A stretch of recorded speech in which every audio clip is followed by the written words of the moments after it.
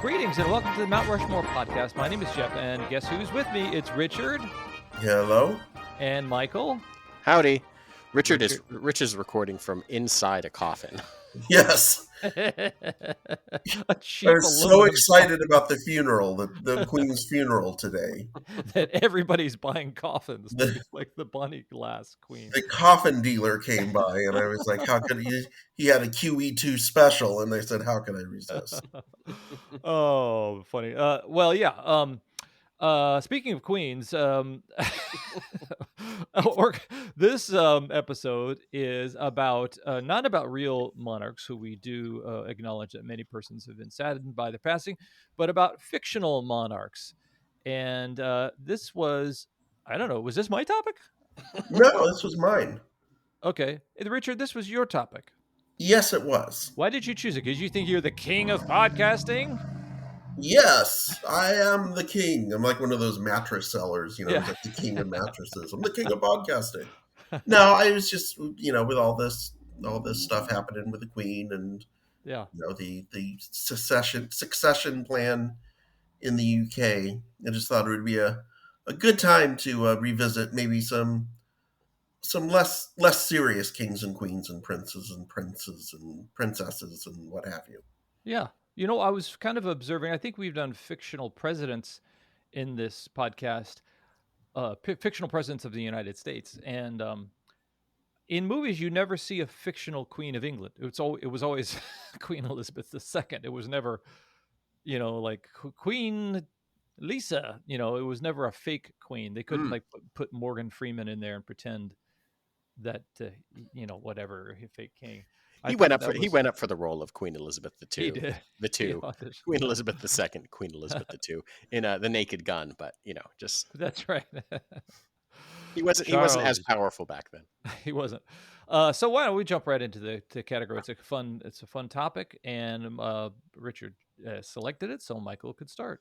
All right. Well, I have like a fun dumb one, which is the one that I thought of immediately, and sometimes I brush those off as like, well, that's stupid. But King Ralph from the movie King Ralph. Yeah. Nice, John Goodman. Yes, when you're talking also on my list. Okay. Also, when you're talking about like secession and what happens when a king or queen dies, in this movie's premise, an entire royal family dies in a freak explosion via photograph or something. Yeah, I think they're all electrocuted. Yeah, I think that there is this tiny little American dream that you're like, really, how far down the line am I? Yeah. How close am I really from maybe becoming the King of England? And King Ralph kind of plays into that, where he is this very uncouth, typical boisterous American blowhard who finds out that through various infidelities that he is, I guess, the next in line to the throne of King of England. And he comes to England with his brash American ways and turns the place upside down. Maybe he does a Blues Brothers number or sings Great Balls of Fire, as I recall. There's something that he does that is very I think he's like a Vegas show guy as well. He's like a lounge singer. There you go. Of course. And the movie's fun, and he learns a lesson, and everybody learns a lesson. But it's like this weird, I think, quasi-American dream, whether it's true or not in my head, maybe because my dad is English, that like you think, well, if that entire just country was just about wiped out, well, maybe. I don't know. Well, I feel like John Goodman has held down that corner of the typecasting for such a long time. The kind of very likable, but kind of, I don't know, a very American, but almost like a classier Larry the Cable Guy. And so I think that was such good casting for that. I will also say that I think I saw more than a few memes that showed him. I'm sure. Ralph as being part of the. Why did you choose it, Richard? I partially because it's just such a dumb concept. Yeah. Partially there was an element of me watching all of the ceremonies happening in England this week and thinking, what would happen Yeah. if there was like some tainted beef Wellington that got into the banquet or something like Yeah. that. Um, and this is an example of not necessarily anything to do with his fictional monarchs, but boy, is this a movie that relies on one person's charm to get it through. I mean, this is basically just let mid-era John Goodman just go nuts. Yeah. Um, I haven't seen it in a while. I remember, you know, a nice sensible chuckle being there every once in a while when, kind of matching wits with Peter O'Toole as like this Mhm. stuck-up butler of sorts, not bad. Was there a love interest? There must have been a love yeah, interest, there right? was there was a love interest who was a exotic dancer. There you go. Of course. Okay. There you go. Okay. Yeah. So Okay. I just I think Michael hit it on the head where it's one of those sort of like, well, maybe anyone could be the king, and what would happen? Yeah. Maybe it could be me. I don't know. Well, it does seem like Anne Hathaway ended up doing the female version of that movie. Not as a Yes, slovenly person, but as the princess of Genova. What was that? The name of the fictional town? the yeah Genovia, I think it was Genovia. in the Yeah. Princess Diaries. Yes. Yeah, in the Princess Diaries, and to the sequel. So, okay, so Richard, you chose it also, but what would your second choice be? All right, my second choice is Crown Prince Akeem Jafar of Zamunda Oh, from classic. the one of 27 roles, 37, 57, I don't know, roles that Eddie Murphy played in the hit comedy Coming to America. Yeah. And this one is fascinating to me. It's fascinating to me because it's a story about royalty that's also mixed with a fish out of water story. And usually things work the opposite way. It's usually somebody who is the King Ralph concept, like you said. The same thing with Anne Hathaway's character in The Princess Diaries. It's somebody who is from a low standing who suddenly is thrust into the world of royalty, the Yeah. King and I, the My Fair Lady, that sort of thing. Yeah. And this is like the opposite. This is someone who is a wealthy, powerful person who willingly becomes a nobody in America to try and discover what that's like. Hmm. Yeah, I think And yeah, it's it's fun. just Yeah. fascinating. And look, it's an incredibly funny movie. Maybe there are parts of it that didn't age quite as well as other parts. I haven't watched it in a little bit, but I'm just assuming since it's Eddie Murphy in the late 80s, early 90s, it probably there are probably some scenes where you would cringe a little bit. Yeah. But it's a I, charming film, and it's just one of those ones where you watch it and it's just like I said with John Goodman, that kind of star quality. Eddie Murphy is just radiating star quality, which maybe mhm. that's something why it works for him to be playing royalty. Maybe you buy it because there's just something about him that comes off that way. Mhm. Yeah, I definitely agree. I would say the cringe for anybody who is encountering the movie for the first time and wants to indict it.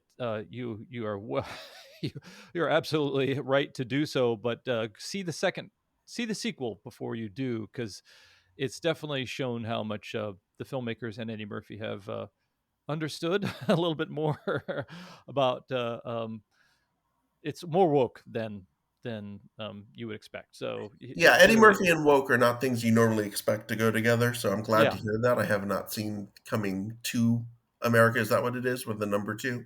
Is it okay? Yeah, I don't know. I don't know. I'm assuming that's what it yeah. is. It seemed like that was the first big movie out of the pandemic. I forget where it landed. Maybe it was on Netflix or something like that. But Yeah, it was a Netflix movie. yeah, yeah. That's it. What in terms of Eddie Murphy on film, I think his star quality shines through. But Coming to America is still somewhat of a pastiche of almost SNL type of characters. You know, the old men, Hmm. the musician. You know, it could almost be a series of sketches. But yeah, I think what's so fun about that is, yeah, as a king, he is having so much fun with the trappings of non-wealth, which is so fun, and I guess that's, yeah, something we've seen before, but still really great. Okay, Michael, what's your second one? I My second choice is the evil queen from Snow White and the Seven Dwarfs. Oh Now, wow. what I Yeah. liked about her as a monarch, which is she is so self-interested. She doesn't care about her. There's no care about the kingdom and what's to be. There's no care about her, like daughter-in-law. You know, she kind of, I believe in the story, she married in to like the royalty. Effectively, the king died. I don't know, she poisoned him. She probably did. You know, she's the quote unquote evil queen. She's also kind of a witch and someone who has into nefarious things. But she's so concerned with, um, she has this ultimate power over seemingly this entire kingdom that the princess is reduced to a scullery maid, Mhm. all because of just like the threat to her character as uh, uh, a queen, that someone could possibly come in and marry into that and usurp her, and she would be seen as something less than. And I think often in like these fictional stories with kings and queens, it reflects the sense of someone coming in and turning over the power that be. And not that Snow White had any sort of intentions of that. She was just a 14-year-old kid who just happened to be, I don't know, one day to be better looking than Mhm. than the already most beautiful person in like the kingdom. I think that's the thing, that's like she already has all this power. She already has all this beauty. She already has all this wealth, and someone, just this one thing that kind of would potentially evade her, or this one aspect of her power that would dissolve, motivates her to, the irony, turning into a haggard old witch and being truly ugly, physically speaking, to get rid of this girl. It's just, I don't know. I think we'll probably talk a lot about, very good, benevolent monarchs and kings and people that are trying to do the right thing. She's not. she's she's really, she's in it for herself. Um, it's funny. I was There's a podcast that called Revolutions by Mike Duncan. He did like the history of Rome, and he's written a lot about different revolutions over history. And he's like at the very tail end of, like, he's been doing this last podcast run for, I don't know, 10 years or so. And a lot of the things that he talks about is how he just kind of wrapped up one of his like second to last episode talking about how so many of the different revolutions throughout history could have been happened if there was just a smarter person behind the wheel of a monarchy or a kingdom or whatever it was, the emperor or king or what have you, if they just bent a little bit, or they're just like smarter. But it's just like all these dumb, all these like true dumbasses that come in, and I thought just uh, she really, what's the word, cuts off her nose to spite her face, Mhm. to throw it all away over a small thing feels very regal and very, very much in line with what other stupid monarchs do. Yeah.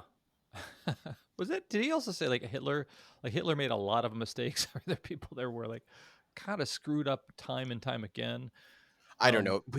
He never kind of got into like the, he ended with like the Russian Revolution of like, 1918. So he never quite got to World War oh, II or okay. anything. Like his last one was, he basically talked about going for, his first revolution was the English Revolution and King Charles the Mhm. first, Charles II, I don't know, Okay. one of the Charles, and Yeah. then ended, American Revolution. But basically about all these powerful people being very stubborn and stupid, and she feels like right in line with that. Okay, well, those are some fun choices. Let's take a break from those fun choices and tell our audience that they can get into the action at the Mount Rushmore podcast by suggesting a topic. We've had an onslaught of non-suggestions. So many. So many have not come in. Almost anything would be Practically, appreciated. practically flooded. Practically flooded. Um, It's like uh, in like I'm gonna keep it with cartoons. It's like Mickey and the Beanstalk. The yeah, land that's is right. dry. That's right. Everything's drying up. Old Bossy is like giving powdered milk over here. Wait, I think we got a suggestion. Give up the podcast. Oh, that's a fun topic. Oh, never. We will never. Pasta shapes, pasta shapes, Pasta pasta shapes. shapes. Please do That's the so pasta funny. shapes episode. And it sounds like I'm joking. I am being sarcastic, but I'm also not joking. We've had past topic contributors become participants in the show, and it was a lot of fun. The next coolest thing you could do, actually, it's really cool, is to share our podcast on social. We have Instagram, we have Twitter, we have Facebook, and you could enlighten your friend into this amazing podcast where these uninformed guys ramble on. Yeah, Wait, that's all podcasts. yeah, that is it. And we're white, so that makes the Yes. difference. Wait. Yes, that's it. Oh, And honestly, guys, word of mouth, word of mouth, word of mouth. That's one of the most important ways that people discover podcasts. So if you like the show, just drop it in a conversation with your friends. So if Yeah. you're just, if you guys are discussing, your buddy's getting a divorce. Hey, buddy, I Oh, really perfect. feel terrible about that. But you know what would make you feel a lot better? Listen to this great podcast. Listen to this great podcast. And also, every year, Christmas season's coming up. It's a great gift. It is. Yeah, wrap it up. We have gift cards. We have gift We can cards. send you a gift card for one free podcast. It will be written on a piece of paper that I will fold up and mail to you. We put more energy into this part of the podcast than the rest. Okay, so I think maybe it's Richard's going first third. Yes, it is. Okay. And maybe my mic is fixed, or maybe it's not. Who the hell knows? I don't know. Third choice is along Michael's lines a little bit. It's the Queen of Hearts from Oh, yeah. Alice's Adventures in Wonderland. Oh, yeah. Because whenever you think of a tyrannical queen running around saying "off with their heads," Oh, yeah. that's where you get the idea from. Most kills, I think, of any like Disney, more than Thanos, I think. Yes. Of any Disney property. Of any beloved Disney character, the Queen of Hearts, Yeah. rampaging and beheading people. Yeah. For fun, for the kids. For the kids. No, I just love the concept of an actual playing card queen coming to life. Like, you can think she wasn't like the 3 of spades or the 6 of clubs or something like that. Mm-hmm. That she's an actual card that happens to be the queen, that happens to be the queen of whatever of Wonderland, is her little realm. And yeah, I just the sheer in a book, and then also because I don't acknowledge the Tim Burton Alice in Wonderland. I've never seen it, so I don't have to acknowledge it. But in the classic Disney version of it, just a bonkers character. Yeah. And I'm here for it. Yeah. Chaos personified. And all these people around trying to appease her, knowing that, they'll get theirs eventually. Yeah, I wonder who that sounds like. Is there any recent leaders who are like completely bonkers and have staff members running around trying to appease them? Yeah, I don't know. And knowing that they're going to get turned on at some point? Yeah. Well, that doesn't sound like anyone I would know. Yeah, she's the ultimate, she's at the pinnacle of this triangle of a crazy world. Like, everything else in the world is crazy. Why wouldn't the leader of the world be crazy too and be contradictory in everything that she says and does? When you talk to the Mad Hatter and March Hare, and everything else doesn't make any sense. So of course it's not like the queen out there is going to come up and be the sensible one. That's obviously Alice's role. But yeah, good choice, Richard. That's an interesting observation too amongst the Disney oeuvre. The leaders are often very malevolent, and they're often the ones. And that I think, knowing that they do pull some one of their characters from these kind of feudal times, dark ages, fairy tales, it does all make sense of these kind of horrible, horrible monarchs. But yeah, good point. Lewis Carroll world is topsy turvy, upside down. Why wouldn't the monarch be that way too? Yeah. Okay, Winfield, your third one is what? My third choice is Prince Namor from Oh Marvel wow. Comics, who eventually, I believe, at some point became King of Atlantis, another fictional realm. Um, Oh and really? I just bought tickets on. oh, Oh god. it's a sunk cost, Jeff. Yeah. Okay. No, no, Um, you didn't do that. what what I like about Namor, as opposed to Aquaman, who's another King of Atlantis, is that I mean, they're both basically. I think Namor came out before Aquaman, and Aquaman ultimately became more of a heroic kind of version of it. He's a little bit more super heroic than Namor is. Namor is often this depicted as a hero fighting in Mm-hmm. World War One, but then he comes back and he's kind of a villain and has his own uh, motivations for wanting to destroy the surface world. And he has like this dual kind of split personality thing where he's very regal and very full of himself and will not be talked down to, but at the same time will do the right thing until it suits his purpose. He's very much in line with it. Feels like just any sort of like tyrannical Mm-hmm. ruler who's like, I'll work with you until it's not going to work for me, and then I'm going to do my own thing, and here's a giant whale that's going to smash your city. So what are you going to Hmm. do? Yeah. But I think in the comics he's written as partially kind of crazy, partially maybe even schizophrenic, maybe like his kind of world, if he's kind of unbalanced, spending too much time above the sea and too much time beneath the sea, one thing gets kind of switched on and off with him. And uh, I don't know if it makes him a good king. It makes him certainly like a powerful king that, um, it, but I don't know. I kind of just like him more than Mm-hmm. Aquaman too. Like it's fun to be. It heroes are good and everything, and I really like a true blue pure superhero. Spider Man is the Mm-hmm. best. There's no real conflict in what Spider Man does as a hero. Namor often is. Um, he kind of swims in that gray area. Mm-hmm. Yeah, I'm assuming like he's a Loki type character where he can turn to a heel turn, or be in the world of. He's a gray area character, and yeah, I think that's an interesting observation.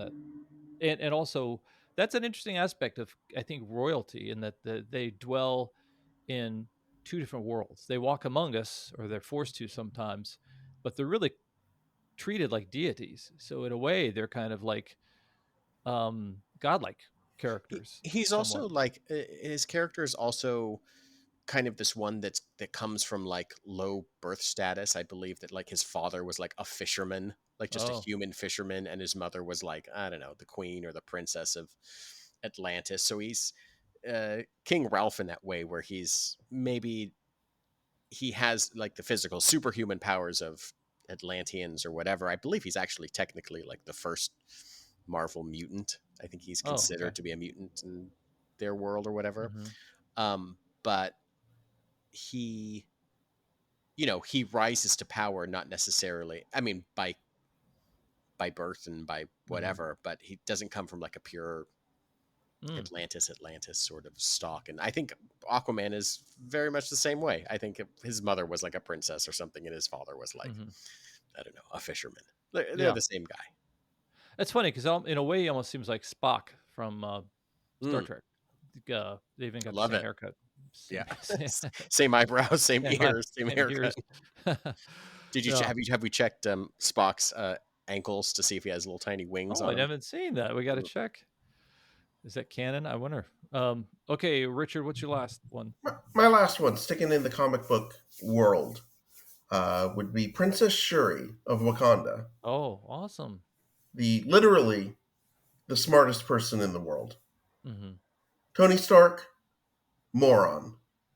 Yeah, Doctor Strange, idiot. Reed Richards, Reed Richards, community college professor, maybe. at best. Yeah. Um, just a lovely character who I mainly know, as you guys know, I'm not a huge comic book reader myself, so I mainly know her from the MCU. Um, and just as played by Letitia Wright, just such a ball of energy, Hmm. and just,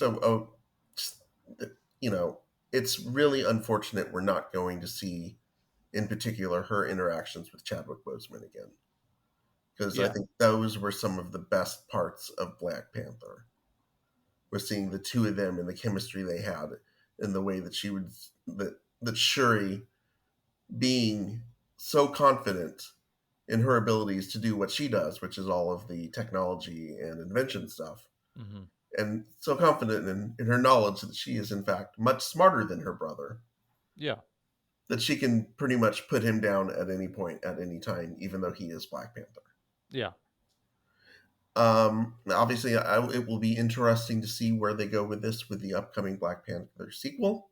Hmm. Knowing the little I know about the comic book version of Shuri, I know at some point she actually becomes the Black Panther Hmm.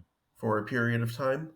So I will be curious to see whether or not they go down that route and sort of hand the official mantle over to her. And I kind of hope that they do, because I think that would be a fascinating way to go with the character, Yeah. to have a Black Panther who obviously will still have the physical side of things, but will also be really smart, and I would assume use that as much as anything else. Hmm. I was concerned when I was reading Ironheart. There's a young whiz kid named Riri Williams, and she kind of takes on the mantle of, she becomes her version of Iron Man. And I think when I saw that, I was concerned. Oh, are they going to try to morph those two characters together, and just because they're not because they're persons of color, and it seems like media only wants X amount of stories about persons of color, but just because they're I don't know. I was just Marvel does that. They take Sure. Hank Pym out of Avengers and put Iron Man in there or whatever. So, um, but yeah.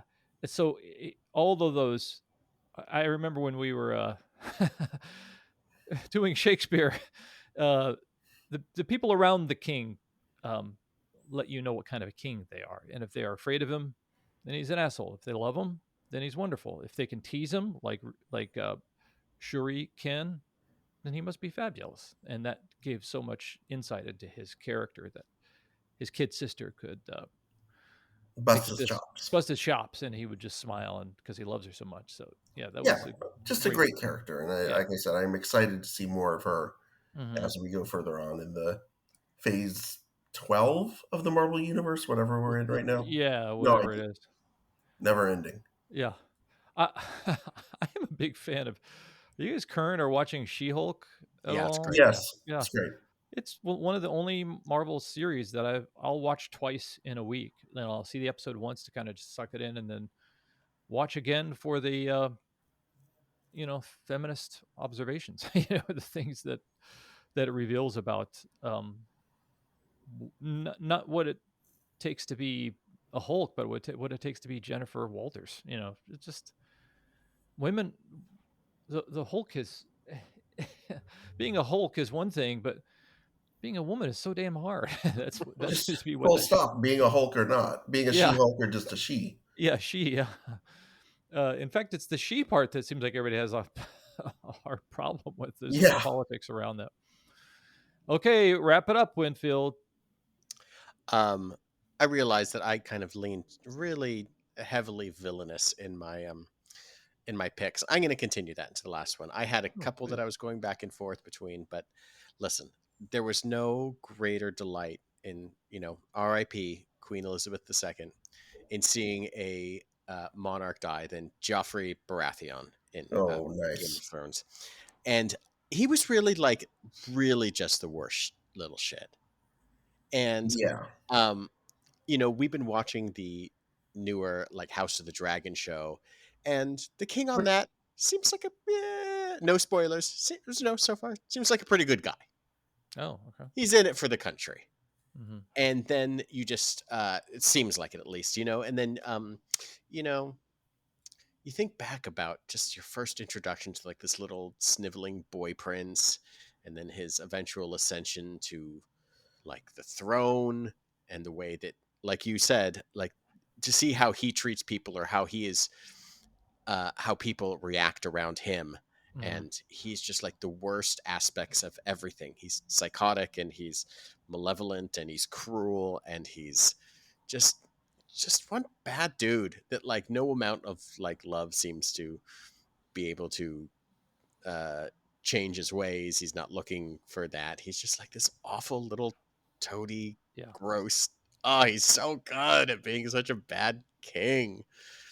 And like when he died, oh, it was so satisfying. How did he? Oh, that's spoilers. I don't know. It's a show that is 10 years old at this Okay. point. He was poisoned on his at like his wedding feast, Sweet. and like his death was so gruesome. It's just so like, oh, so satisfying. so wait, whoa! You're telling me a wedding goes badly in the Game of Thrones universe? That's right. That's right. What? But I think that ultimately we're talking about these people that wield power, and how they wield power. Are they looking out for someone? Are they looking out for themselves?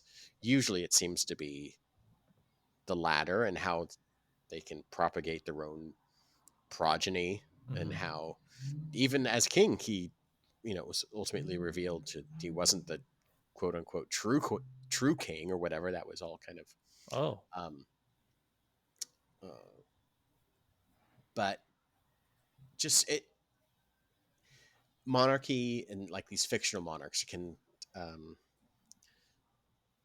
really emphasize these traits. And I think that he was just the ultimate in all these vile things. yeah. It's amazing how this person, how often monarchs are villains. I guess because they always have the ultimate power, and they can do so much that your just bad guy can't do. So, wow. Well, like Richard's choice earlier. I mean, he, the Queen of Hearts, she's just yelling off with her heads for Yeah. no other reason than for painting, a flower the wrong color, Hmm. and the wrong color was her choice, Hmm. and she changed her mind, and it's just like, well, there you go. Yeah. Painting the roses red, no blue, no pink, no purple. Okay, dudes, that was fun choice of a topic. Hats off to Richard. You're the king of the Mount The Rushmore king of podcast, choices. the king of choices. So let's just say picking some. I like Prince Namor. I thought that was fun, and we got to go with John Goodman as King Ralph. Every time I see John Goodman, I think, is this the last? No, I'm not going to say it. We've killed too many people here on the Mount Rushmore Yeah, podcast. let's Yeah. let's. We Okay. like John Goodman. Yeah, we Let's like it. He's one of the keep good his ones. name out of your mouth, Jeff. Absolutely agreed. Um, let's go with Princess Shuri. Um, maybe she someday be queen. Uh, does she have to fight a woman though? Do you think she has to fight somebody to be Black Panther? Yes, Ronda Rousey. Oh shit! Well, everybody beat up there, Carol. Okay. Um, and let's see. King Akeem. What was his last Yeah, name? Crown Prince Akeem. Crown Prince Akeem. Okay, and I think that's Four. that's four. Yeah, that's four. Let's do it. Okay, cool. My dudes, it's great to talk to you. My liege. My liege. Yes, our Lord. This has been the Mount Rushmore Fictional Monarchs. I'm always Jeff. I'm Richard. I'm Michael. And I'm Jeff. And I'm Richard. I'm Michael. Yay.